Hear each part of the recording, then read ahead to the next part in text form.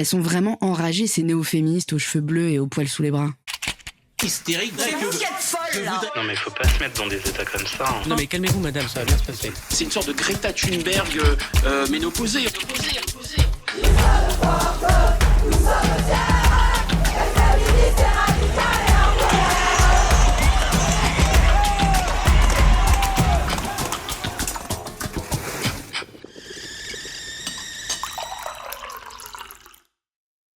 Le fait que tu t'engages dans ces idées-là, je trouve que c'est très bien. Et en même temps, des fois, je trouve que c'est un petit peu excessif.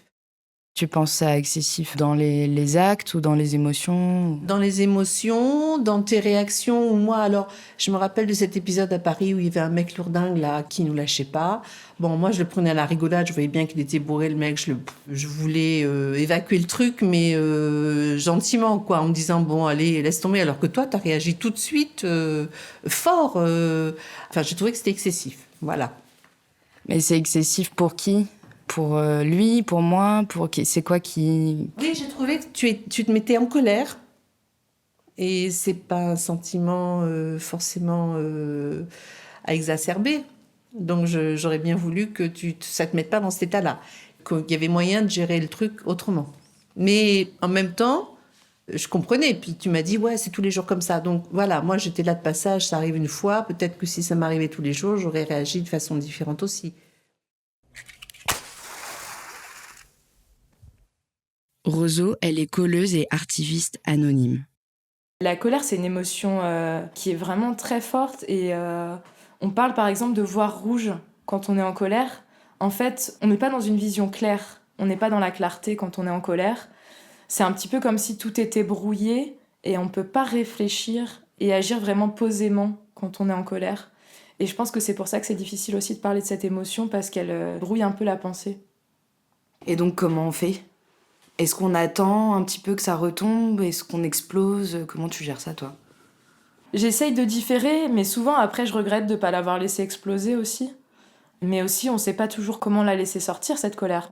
Je repense à une fois où je rentrais dans le Noctilien avec ma copine et qu'elle s'est fait agresser par un homme quasiment sous mes yeux, mais trop loin de moi parce que le bus était bondé pour que je puisse réagir. Il y avait pourtant 3 agents de sécurité RATP dans ce bus-là.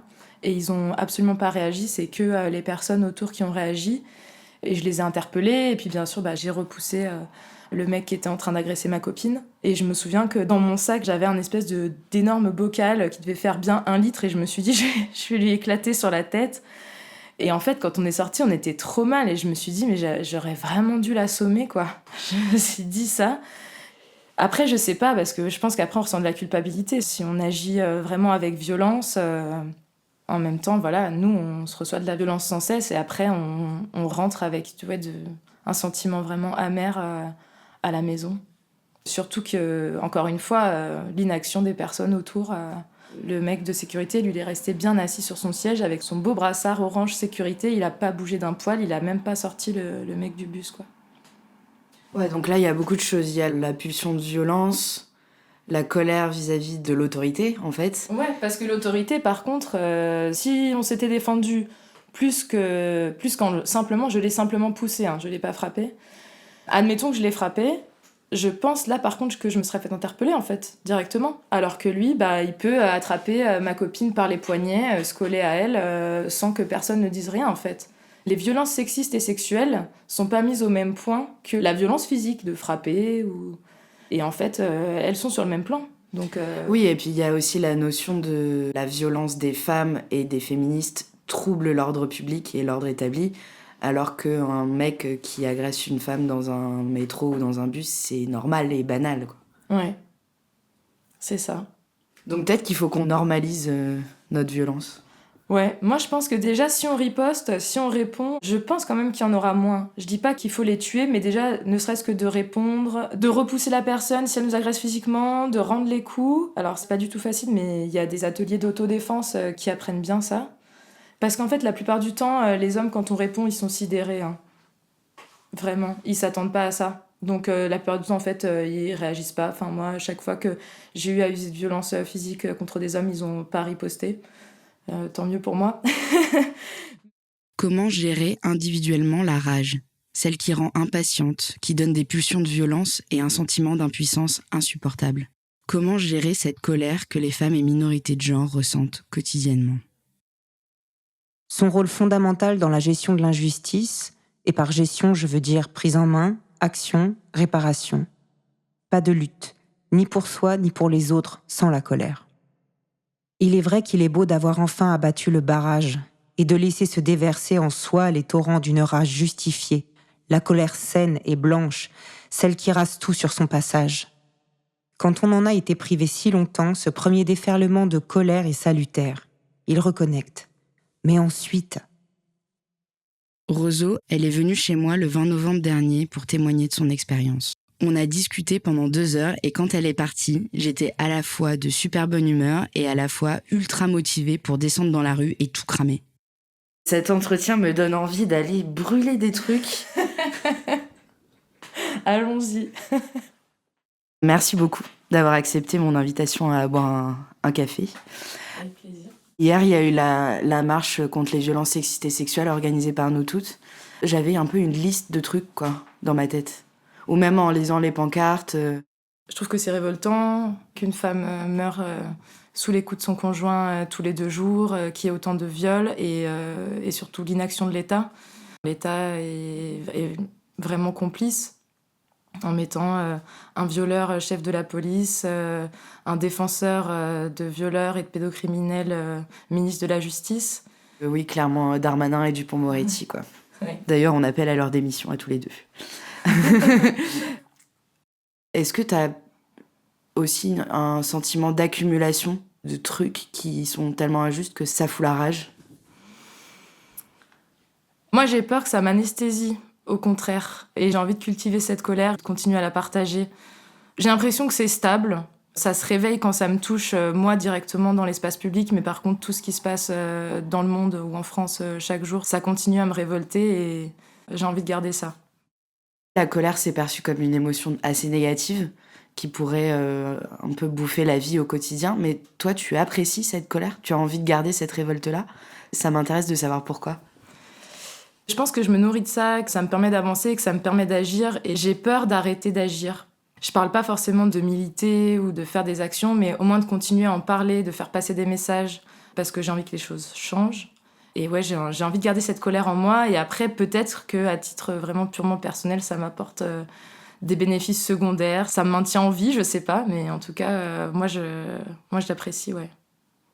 Je l'apprécie. Et je me sens plus forte aussi avec.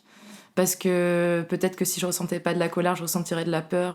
Parce que je passe de la passivité à l'activisme. Et parce que, je sais pas, quand on est en colère, par exemple dans la rue, si j'ai une altercation avec quelqu'un, la colère, ça va me faire serrer les poings, ça va me faire serrer mes muscles et ça va me faire me sentir aussi plus forte peut-être pour réagir.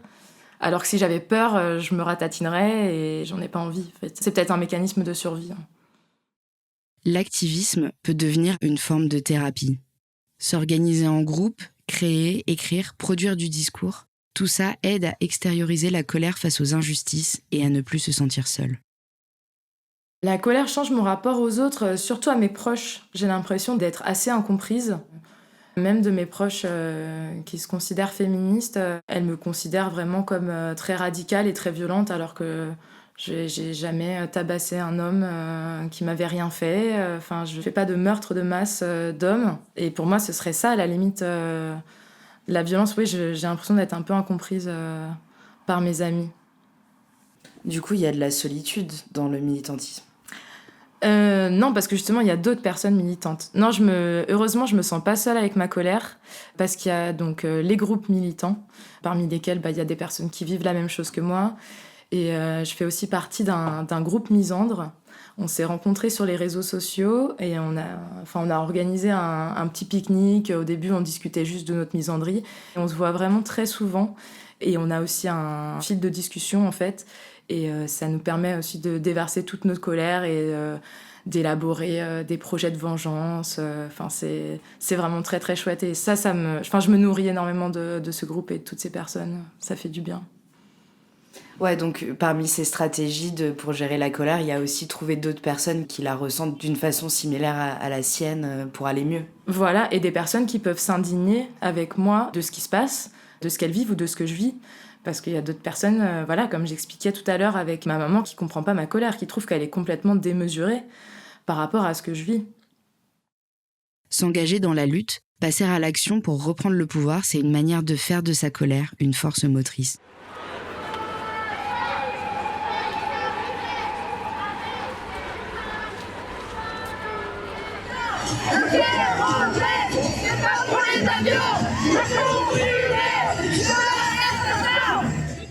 Déjà, en tant que féministe qui a vécu des violences sexuelles, il y a de la colère vis-à-vis de ce que j'ai vécu moi. Pour être totalement transparente, de la colère envers moi-même, déjà. Parce que je pense qu'il faut en parler aussi. De ne pas avoir su faire ou d'avoir culpabilisé.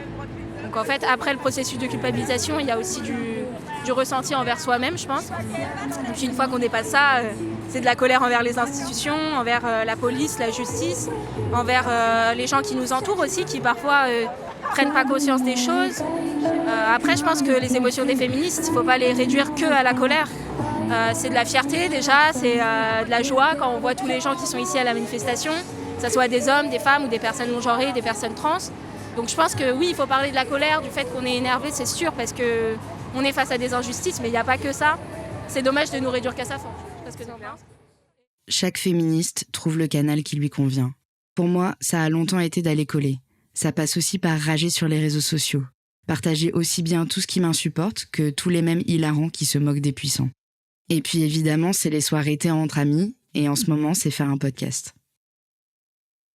Aujourd'hui, ma colère est présente, mais elle est apaisée, parce que désormais, je la sais légitime et motrice d'une verve qui ne s'éteindra pas.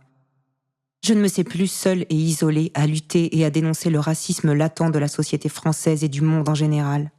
En tout cas, je me suis déchargée de son poids individuel trop avilissant qui faisait tourner sans répit mon mental. Elle ne me distrait plus. Je l'ai éprouvée par le corps, les cris, la sueur et les pleurs. Jamais je ne vois en elle un danger ou une source péjorative à éteindre. Je me suis défait de la honte religieuse et de sa suspicion d'orgueil ou de vanité. J'assume ma rage, sa temporalité et ses degrés d'intensité. La pensant endormie, la voilà qui surgit au détour d'une situation de harcèlement sexuel dans les transports, où je n'hésite pas à élever la voix. Parfois, face à un énième scandale politico-raciste, elle se fait froide et silencieuse. Je la manifeste en action créative, dans l'écriture, le collage dans les rues, ou lors de représentations publiques de la chorale afroféministe dont je fais partie. J'ai posé la question à Louisa Donna, qui est artiste et psychologue spécialisée dans l'accueil des victimes de violences sexistes et sexuelles et que vous avez entendu dans l'épisode 6. Et tu fais quoi du coup toi pour aller mieux ? En tout cas pour exprimer ta colère, l'évacuer, la vivre pleinement. Je fais de la musique, ça c'est sûr, pour évacuer des choses, et puis je milite. Moi, j'ai fait ce travail, entre autres, parce que voilà, j'ai connu beaucoup et dans ma famille et dans mon entourage et tout au long de ma vie, beaucoup de victimes. Et ma manière de gérer ça et de gérer ma colère, ça a été de prendre en charge d'autres personnes. Et ma manière de me gérer moi et ma colère, c'est d'écrire des chansons et aussi de passer par l'humour, tu vois, comme défense. Oui, c'est un détachement, c'est une prise de recul par rapport à la situation. L'humour, c'est un pas de côté. Ouais, c'est un pas de côté et ça permet de rire de l'invivable aussi, quoi. Enfin, tu vois. Puis c'est beaucoup plus entendable pour les autres aussi. Tout est utile si ça fait du bien. Ça peut être l'art, l'écriture, le sport, l'humour ou casser quelque chose. Roseau a elle aussi ses propres méthodes. Moi, il faut que ça explose. Enfin, si je me fais emmerder 3 fois dans la journée, il faut que j'aille écrire Ménard Trash sur un mur, sinon je me sens pas bien, quoi.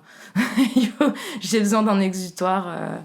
Sinon je reste avec ma colère et ça bouillonne et je suis pas bien avec ça. Justement, je voulais te demander qu'est-ce que ça fait intimement d'être indigné, d'être en colère quotidiennement comme ça en permanence dans la tête. Qu'est-ce que ça provoque ? J'ai l'impression d'être en boucle quand même et incomprise par mon entourage. Parfois, je me sens peut-être un peu déconnectée. Ça ronge quand même, je pense. La colère, ça épuise. Je pense que c'est assez épuisant. Ouais, surtout, je dirais de l'épuisement. Tu le ressens dans ton corps aussi ? Oui, je ressens la colère dans mon corps. Je le ressens vraiment dans mon ventre, où c'est noué, et dans mes épaules, dans mes muscles aussi. J'ai l'impression que c'est aussi fondateur de qui je suis. Ah oui, c'est fort. Cette colère-là est fondatrice de qui tu es. Ouais. Enfin, j'ai l'impression que tout ce que je fais, beaucoup de choses de ce que je fais, par exemple, je parle pas de mon travail, mais même de mes activités, sont en lien avec ça. Par exemple, j'ai essayé de faire des sports, des activités un peu douces, mais la seule dans laquelle je me retrouve, c'est la boxe, parce que c'est vraiment, je trouve, une activité où on peut laisser exprimer sa colère. Et en plus, on reprend vraiment du pouvoir. On apprend à se défendre, vraiment littéralement, contre des agressions physiques. Et la pratique de la boxe, ça m'aide aussi. C'est encore une fois, ça permet de nourrir la colère parce que c'est quelque chose qui donne beaucoup d'adrénaline. Et donc du coup, ça fait aussi revivre des choses qu'on peut vivre à certains moments lors d'agressions. Mais ça donne des clés aussi pour s'en défaire. Pour moi, un bon moyen, c'est aussi de me réapproprier la rue. Donc j'ai toujours sur moi soit une petite bombe de peinture, vraiment des toutes petites, ou bien un feutre. Et en fait, j'écris sur les publicités. Je peux aussi enlever... des choses qui me plaisent pas, par exemple des stickers nationalistes ou j'en sais rien. Et ça, je trouve ça empouvoirant. Après, quand on commence à s'y intéresser, on voit plein de choses et il y a une véritable communication qui se fait sur les murs, sur les poteaux. Tu corriges littéralement les injustices patriarcales dans l'espace public. Voilà, j'essaye. Je trouve qu'en plus, ça demande pas beaucoup de temps, ça demande pas beaucoup de matériel. Je veux dire, c'est quelque chose que chaque personne peut faire. Et ça fait un bien fou, et ça fait un bien à soi, parce qu'on a dit ce qu'on avait à dire, par exemple, sur une publicité. Mais aussi, ça fait du bien à toutes les personnes qui vont passer derrière et qui vont voir le message et qui vont se dire « Ah, je suis pas seule à penser ça ». Et puis peut-être que aussi les personnes vont se dire « Ah oui, finalement, je vais peut-être pas aller voir ce film avec Depardieu ». Parce que c'est en voyant écrit violeur sur son front, sur toutes les pubs du métro, ils vont peut-être se dire « Ah bon ?» Et puis ils vont peut-être regarder sur Google et dire « Ah merde ». Est-ce que ça les empêchera de voir le film après ? Je ne sais pas, mais en tout cas, voilà, ils seront informés. On n'est pas seul à être en colère et il faut que les gens sachent ce que ces personnes ont fait.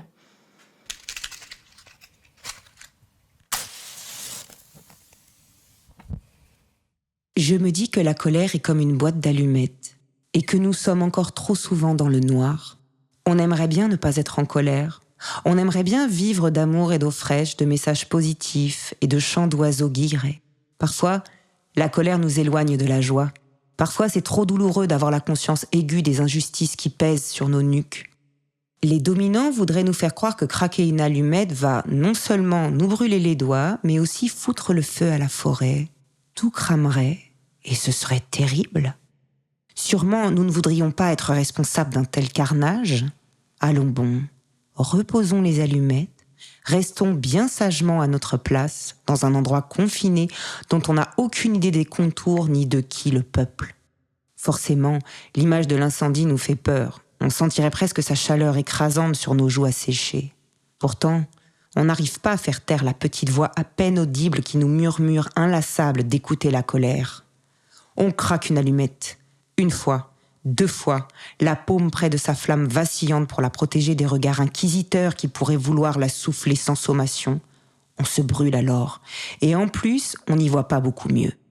Ce qu'ils veulent nous faire prendre pour une pulsion pyromane est en réalité un instinct de survie. On a besoin de la lumière pour y voir plus clair, pour discerner le visage de nos oppresseurs, mais aussi et surtout de nos adelphes. Pour se réchauffer le cœur, prendre conscience que même quand il fait le plus froid, on n'est pas encore morte.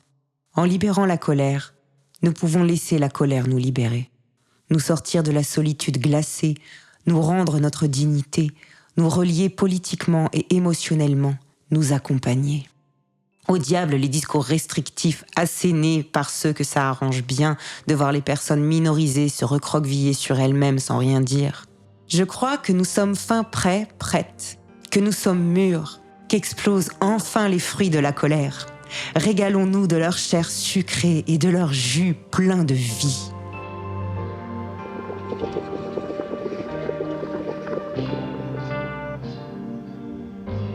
D'ailleurs, je voulais t'en offrir des petites allumettes parce que j'en ai acheté des trop choux.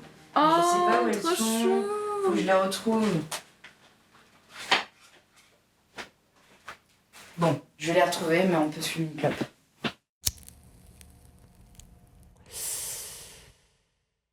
Gloria Steinem disait « La vérité vous libérera, mais elle vous mettra d'abord en rage ».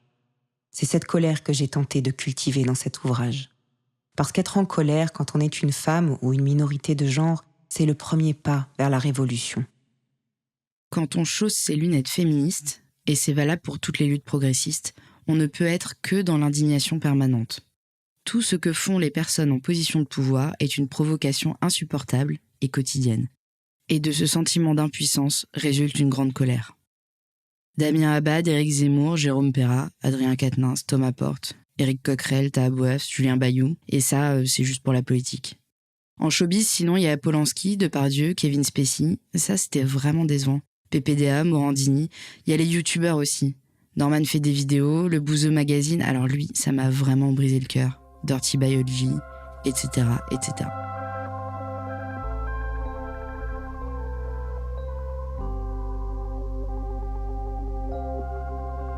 Tout à l'heure, tu as parlé de harcèlement dans la rue et tu as aussi parlé d'inaction de l'État. Est-ce que, quand tu fais de la boxe, tu vois à la fois le gars qui t'a emmerdé et à la fois Darmanin? Est-ce qu'il y a...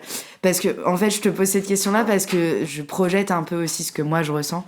Il y a un double objet de la colère. Il y a ce qu'on ressent nous et ce que l'État fait, ce que le cinéma fait, ce que le théâtre fait, en fait, le patriarcat en général. Et il y a un truc qui est, si je sors pas de chez moi la journée, je vais pas subir de misogynie dans la rue, mais par contre, dans mon téléphone, oui. C'est qu'il y a un truc permanent dans les actualités, dans le monde, même pas forcément qu'en France, mais c'est tout le temps. Ouais. Bah, il suffit de sortir dans la rue, de regarder les pubs. Ouais, chaque chose, chaque film, les chansons qu'on peut entendre à la radio, les informations, la manière dont l'information est rédigée dans les journaux, tout est perpétuation de ces violences.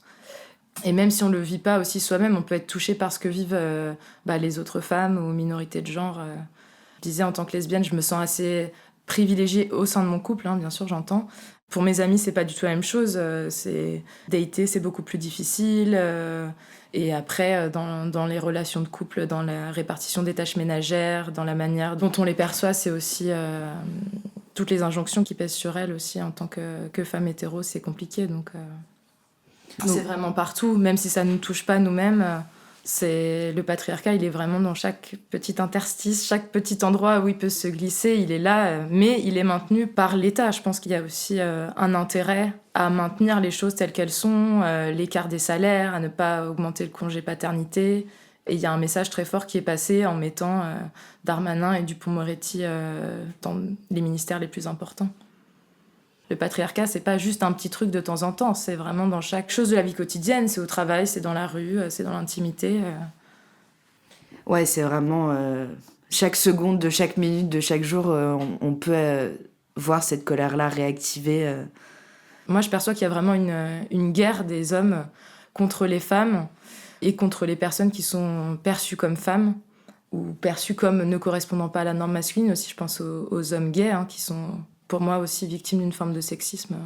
L'homophobie, c'en est une aussi. On manque de se faire agresser tout le temps dès qu'on sort dans la rue. Donc ouais, c'est une guerre et voilà, après, qu'est-ce qu'on en fait, quoi? Est-ce qu'on résiste? Est-ce qu'on va se battre en retour? Ou est-ce qu'on l'accepte? Est-ce qu'on se terre chez soi? Il y a aussi bien sûr énormément de violence symbolique. Chaque décision ou chaque absence de décision. Chaque phrase déplacée et chaque silence. Tout est provocation. Tout est humiliation. Minimum une gifle par jour. La dernière fois, quand on s'était vu, tu avais parlé de Gisèle Halimi et de sa mort et que ça avait été une gifle aussi, qu'on n'en parle pas plus et qu'on fasse pas plus d'honneur pour elle. Ouais, Gisèle Halimi, donc elle a permis de criminaliser le viol. Elle a permis de décriminaliser entièrement l'homosexualité.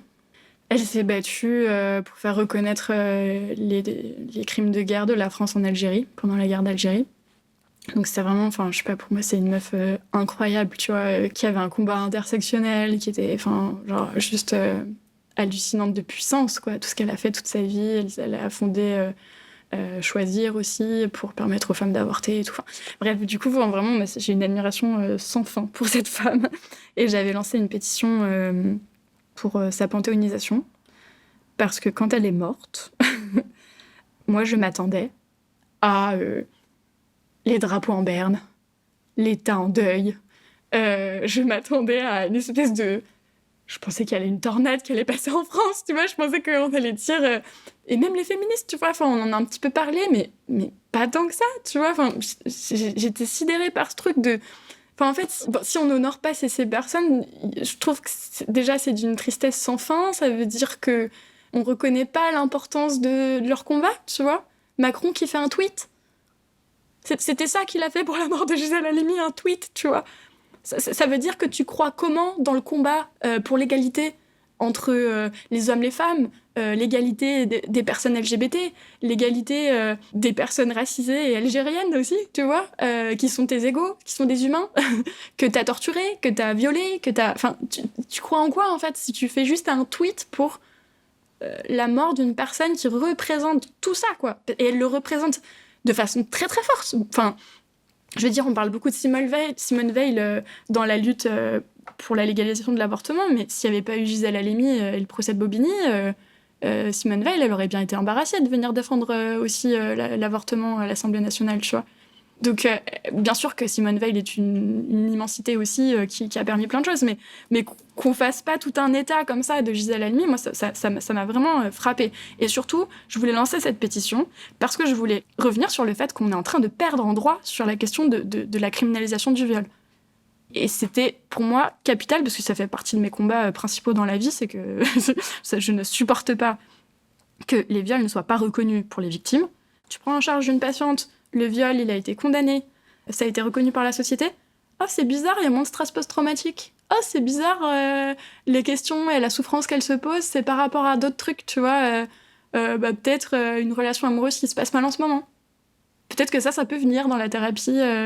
Alors, pas tout de suite, on est d'accord, mais ça peut arriver plus rapidement.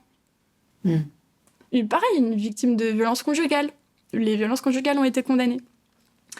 Beaucoup plus rapidement dans la thérapie, on va pouvoir aborder l'ambivalence, par exemple. C'est vrai que des fois, je repense au moment où on était amoureux et ça me manque, etc., tu vois. Quel bonheur de travailler avec juste cette ambivalence, tu vois. Pour elle et pour nous, tu vois, parce que ça veut dire qu'elle se sent en sécurité. Ça veut dire qu'elle n'est pas dans un état d'hypervigilance, à se retourner tout le temps pour regarder s'il n'est pas là ou à guetter le bruit des clés dans la serrure, tu vois. En fait, quand il n'y a pas cette reconnaissance par la justice, l'État, la police, etc., tu passes à côté de tout ça, quoi. Et c'est insupportable, vraiment.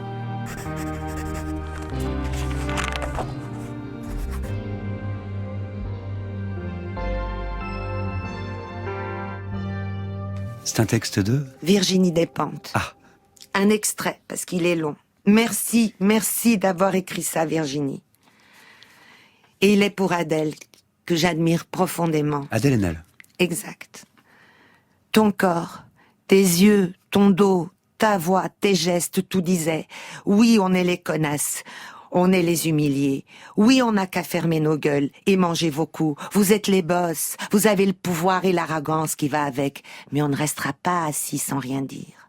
Vous n'aurez pas notre respect. On se casse. Faites vos conneries entre vous, célébrez-vous, humiliez-vous les uns les autres, tuez, violez, exploitez, défoncez tout ce qui vous passe sous la main.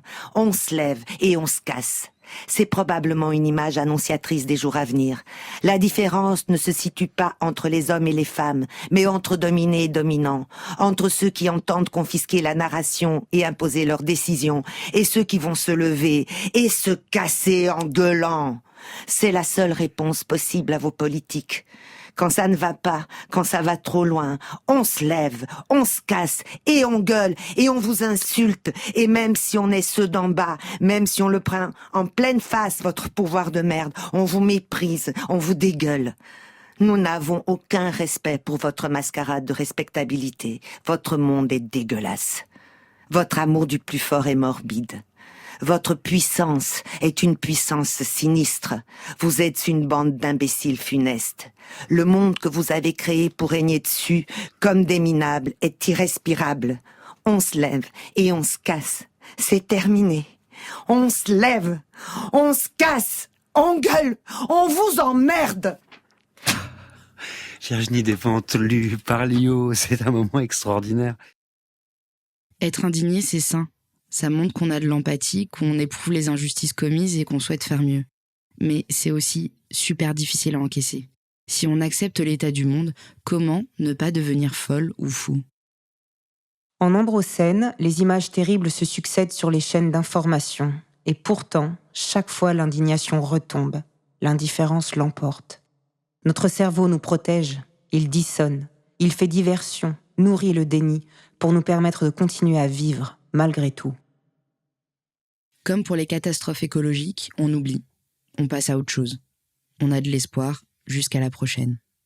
Un féminicide tous les 2 jours. Encore un pédocriminel pas condamné. Une polémique débile contre les personnes trans. Une pénurie inquiétante de pilules abortives et dont tout le monde se fout. C'est tout le temps en fait. C'est tout le temps. Le sentiment un peu de dissociation que j'ai vécu, c'était au cours d'une action illégale, de blocage d'un lieu culturel.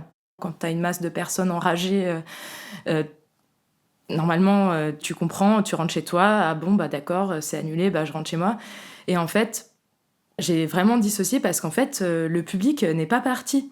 Et le public tenait vraiment à aller voir le spectacle, bien qu'on explique, mais attendez, cette personne a fait ça... Comment c'est possible ? Moi, je pensais que les gens étaient pas au courant, en fait. Je me suis dit, les gens viennent, ils savent pas. Donc, l'idée, c'était d'empêcher le public de rentrer, surtout pour nuire au spectacle et informer le public. Et en fait, le public n'est pas parti.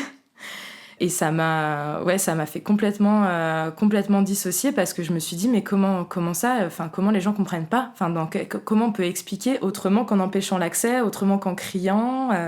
On avait défini qu'il n'y aurait pas de violence envers le public et pas de violence physique. Et il se trouve qu'au cours de cette action, il y a eu de la violence physique. Alors, pas contre le public, mais il y a eu aussi... moi, à un moment donné, en fait, j'avais l'impression de plus du tout me contrôler. Je me suis mise à insulter le public.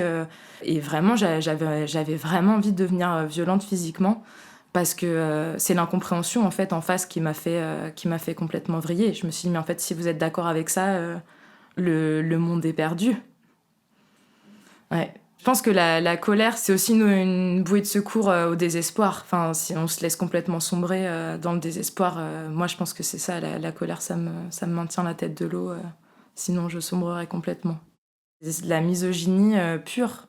Et les gens se complaisent là-dedans. Il y avait des familles, il y avait des femmes. Et je me suis dit, mais comment avec vos enfants ? Enfin, vraiment, ça m'a plongée dans une sidération totale, quoi. Toute cette discussion-là, ça fait 2 heures qu'on parle. Ça t'a procuré quoi comme émotion ? C'est vrai que chaque fois que je parle de ces sujets, je suis quand même réactivée sur la colère, quoi. Et j'ai du mal, tu vois, même d'en sortir, d'arrêter de parler de ça. Parce que quand je suis relancée sur cette colère qui m'anime tellement, j'ai du mal à l'arrêter, quoi. Tu vois, de toute façon, c'est inarrêtable, quoi. Je veux dire, le seul truc qui pourrait l'arrêter, ce serait qu'on ait complètement changé le système. Donc voilà, je pense. Mais c'est aussi ce qui te donne de l'énergie pour continuer à militer. Ah, clairement, c'est ce qui me fait me lever le matin, oui. Mais en même temps, c'est pas des émotions très apaisées, quoi. C'est fatigant. Ouais. Mon premier EP s'appelle Fatigue. Allez l'écouter. Bon, vous vous en doutez, il y avait beaucoup trop de choses à dire sur la colère des féministes. Encore une fois, je coupe en 2. Et on continue la prochaine fois sur la question de la violence en compagnie de Roseau et des textes d'Irénée. Les textes étaient de Pauline Armange et Douce Dibondo. Bisous. Je suis Judy Calpero et je vous remercie d'avoir écouté Allumettes et Tasses de thé. Si le podcast vous plaît, n'hésitez pas à partager à vos potes, à vos proches et collègues, commentez, likez, abonnez-vous à la newsletter et suivez-nous sur Instagram. Ce podcast est un espace ouvert à tous, même aux hommes cisgenres hétéros. Prenons la parole et faisons la révolution par les émotions, tous ensemble. Dites-nous quelles émotions la discussion vous a procurées. Partagez-nous vos tips pour gérer vos craintes et angoisses. Racontez-nous vos souvenirs d'émotions fortes liées à la lutte contre le patriarcat. Pour cela, vous pouvez nous envoyer des vocaux sur Instagram ou nous laisser un message en appelant le 01 83 64 15 17.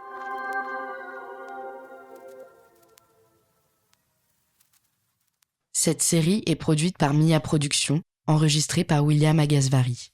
Le sound design, montage et mixage sont réalisés par Antoine Ollier. Les textes sont interprétés par Aurélie Toucas et l'illustration est de Marie Leménès. Merci à la radio Cause Commune pour leur accueil.